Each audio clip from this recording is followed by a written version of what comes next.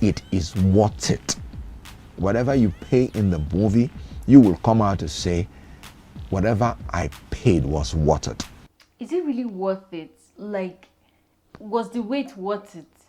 So, Living in Bondage is finally out on Netflix. And I waited for this movie for a very, very long time. The whole hype and all that, when the movie was premiered at the cinema, and people were like, "Yay, me Living in Bondage, yeah, yeah, yeah." So, I just want to review the movie, like, say my own 2 cents about the movie. If you've not seen the movie, maybe you should not watch this because I'm going to be spoiling a lot of things inside the movie, like giving you a lot of spoilers. And if you've seen the movie, you may or may not agree with me, but this is my own 2 cents about the movie. So yeah.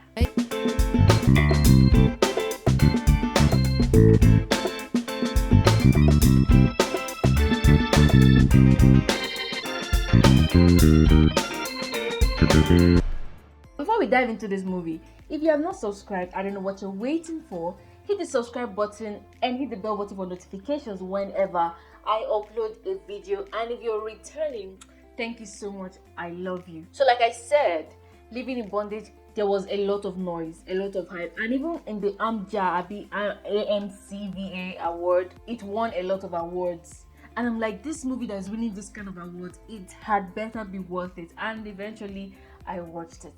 So first of all, I'm going to give kudos to the cinematographers. Like, the cinematography of the movie is top notch. Color grading, editing, amazing. But the sound guy, I will not give it to you. You did not do well. But then every other thing about the cinematography of the movie is amazing. I love the fact that they brought in some veterans. Like, I was so excited when I saw Auntie Nneka from Nneka the Pretty Serpent. It was awesome to see them on screen again. Bob Manuel, we've not seen them for a very, very long time, and it was really great to see them in the movie. So there were other people that were in the first Living in Bondage that didn't make it to the main movie, but then some people are late and all that. It's amazing to have the movie after 27 years. And another thing you have to note, if you've not seen the first Living in Bondage, it was done in Igbo language. This one was a mixture of Igbo and English, here and there. But the first one was done entirely in Igbo language. So I had to go back to watch the first one before seeing the second one.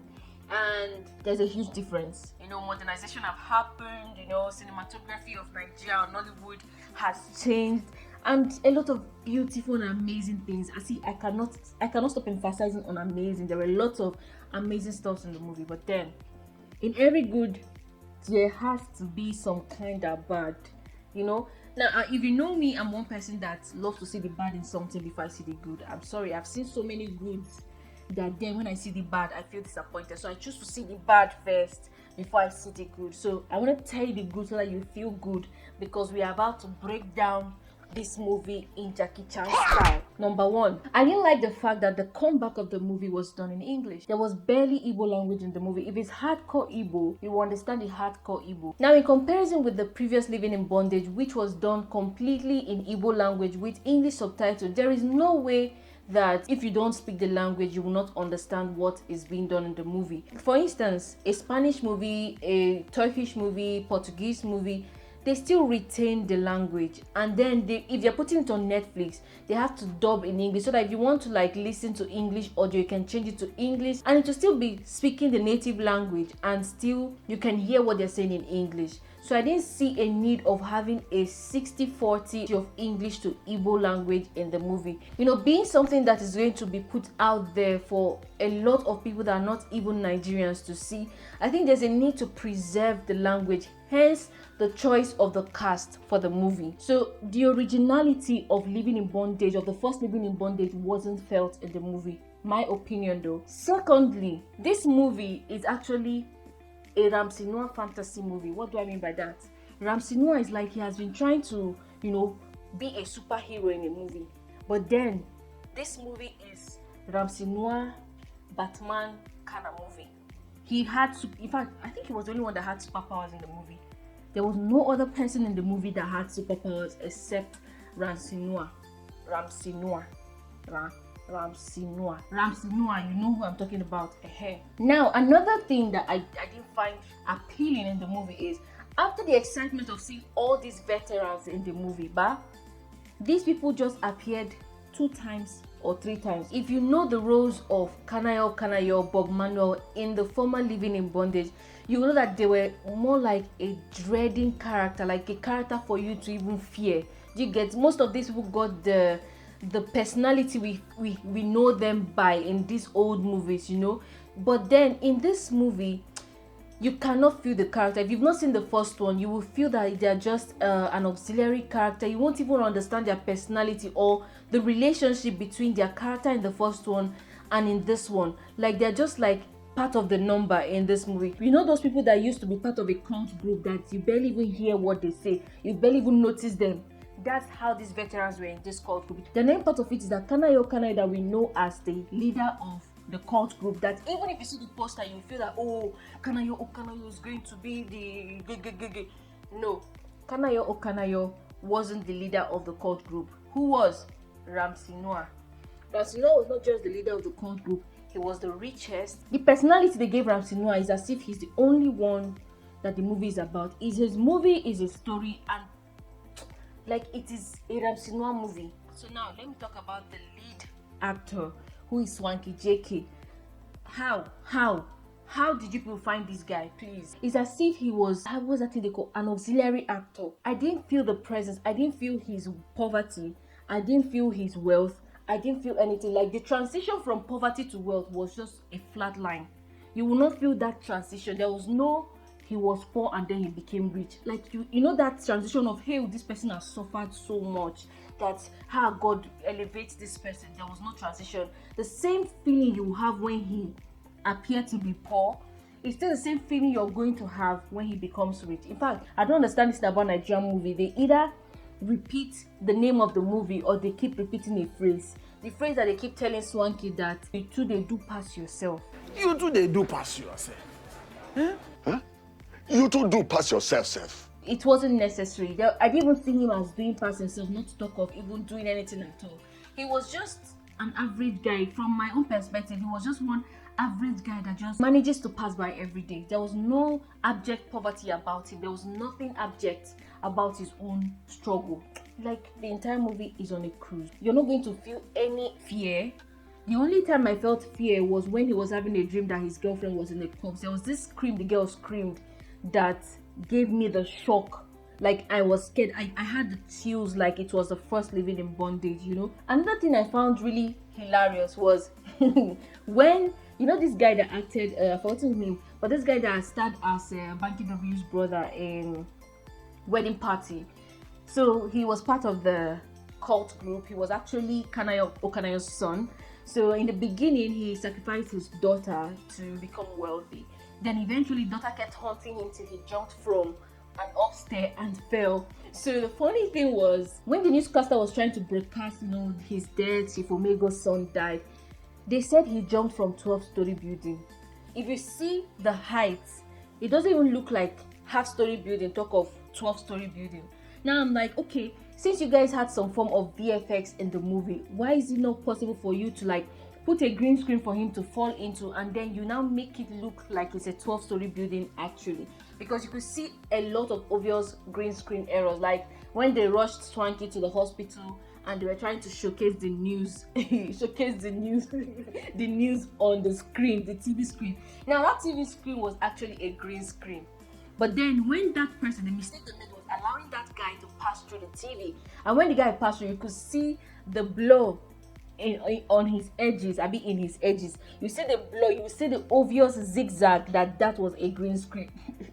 Like, I just could not take it. But generally, story is whack because I couldn't get the story at the end of the day. They were just trying to portray wealth, how wealthy ritualists can be, how wealthy ritualists are, and it was basically showcasing Ramsey Noah's wealth, because I didn't see any other person's wealth in quotes except Ramsey Noah's fleet of cars, the party he threw, and all the good-ish things in his house. It was just portraying Ramsey Noah's wealth, the private jet and all that. So every other cult member, you will not feel their presence as ritualists, if I must put it that way. You're not going to feel their wealth. They're just like follow-come configuration for Ramsey Noah's wealth. I was disappointed because my whole expectation was like, oh damn, they're bringing back Living in Bondage and it's going to be amazing. But then The cast initially, before I found out their roles in the movie, I was excited and I was like, yeah, top notch choices. But then when I now saw the movie, the right choices I thought they had the wrong roles in the movie. The David guy, the YouTube guy that was playing as a journalist investigating his sister's death, his niece's death, and all that.